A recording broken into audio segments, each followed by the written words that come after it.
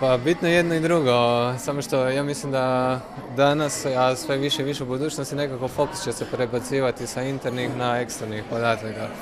Naime, kad se, hipotetski, ako samo razmišljam, recimo ja sam iz hoteljerstva, pa mi hotelijeri, na primjer, većina hotelijera određuje cijenu, na primjer, uzmemo popunjenost nekog hotela i gledamo koliko je to usporedbi lani i na temelju tako još par parametra donesemo odluku o neku cijenu. U principu stavite se u perspektivu gosta šta njega briga koliko smo popunjeni danas i još ga manje briga koliko je to u odnosu na prošlu godinu. Tako da, definitivno ovo što radimo ima smisla, ali to nešto fali, a to što nešto fali mislim da je to sve se nalazi u vanjskim podacima i kako sam rekao, mislim da će težište i fokus u budućnosti biti sve više, znati dobro interpretirati vanjske podatke.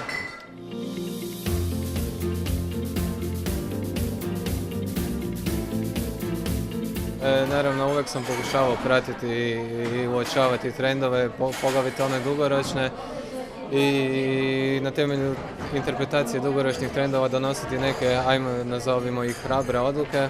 Pa tako znamo mi se desiti u Busanu koji hotelska kompanija koja upravlja sa 5 destinacija, hotelima u 5 destinacija.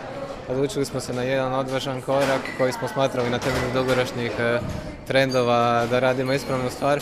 Međutim, u 4 destinacije on je ispao super, a u jednom smo napravili totalno pogrešku i rezultati nisu bili baš dobri, odnosno kako smo očekivali, a zato su bili sjajni u preostalih 4, pa nekako na kraju je to ispalo dosta dobro. Ali uglavnom želim reći, važno je pokušavati, važno je interpretirati nove trendove. Teško da će uvijek uspjeti, ali ja sam siguran da dugoročno i kad se sve uprosjeći da je to pravi put i da je to put ka uspjehu.